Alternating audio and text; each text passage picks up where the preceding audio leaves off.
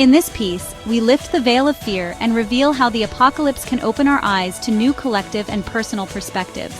We will hear stories of communities rebuilding bonds after crises, and we will witness testimonies of inner renewal, discovering together how hope arises from the ashes of despair and how transformation can emerge even in the darkest moments.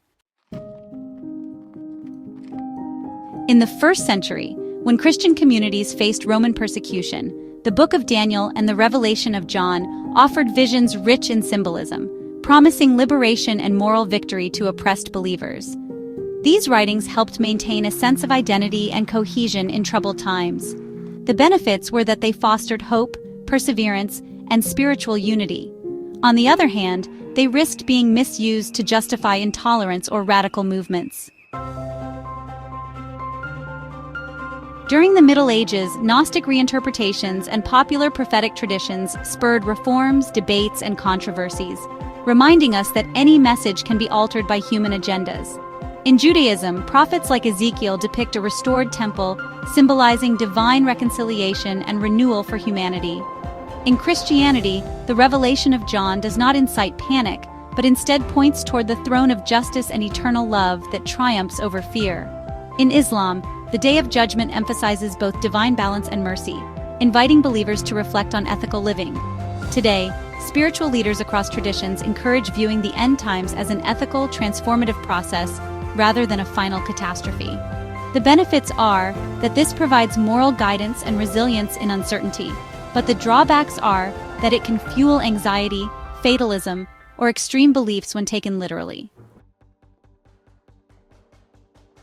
Contemporary art, from monumental frescoes to immersive urban installations, uses apocalyptic themes to critique societal breakdown and environmental neglect.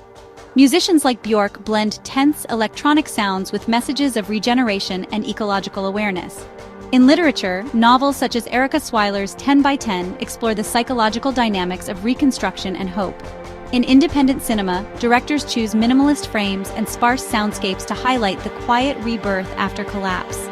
The benefits are that this stimulates bold cultural innovation and critical dialogue, but there's also the risk of sensationalist exploitation or superficial dramatization.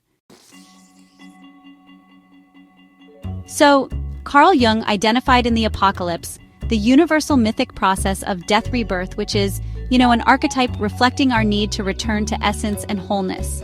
In symbolist literature and emotionally charged animation, psychic crises are visualized to catalyze individuation and self-awareness.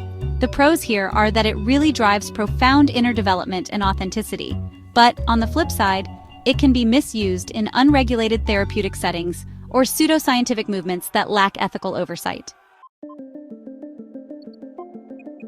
IPCC reports and research articles in Nature warn that climate change may push key environmental systems past critical thresholds, forcing humanity to, rethink our way of life and consumption patterns.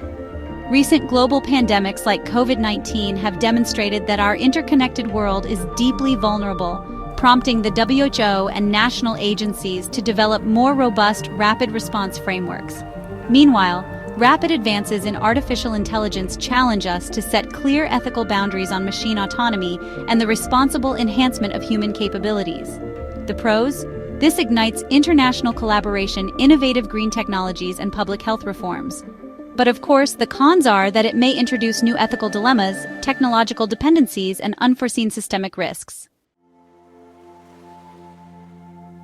In the face of collective or personal trauma, many individuals turn to healing rituals, art therapy workshops, peer support circles, and guided inner journeys rooted in mindful practices.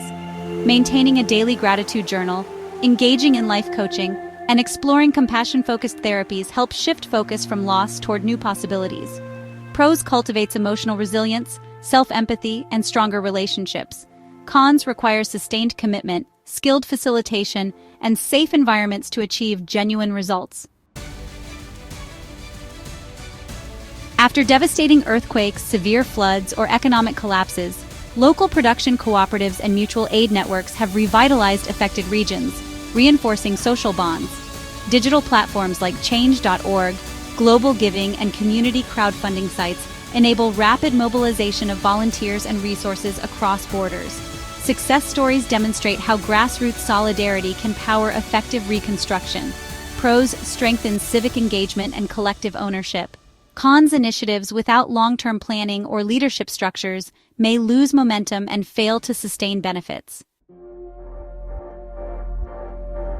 Rather than signifying an end, the apocalypse can be seen as a gateway to a world rebuilt on authentic values, empathy, shared responsibility, and collective creativity. By unveiling deeper meanings, we are called to act with conscious intention for the common good. Each of us holds the power to contribute to this rebirth, transforming challenges into opportunities for growth, unity, and lasting connection. Peace in your heart and clarity in your mind.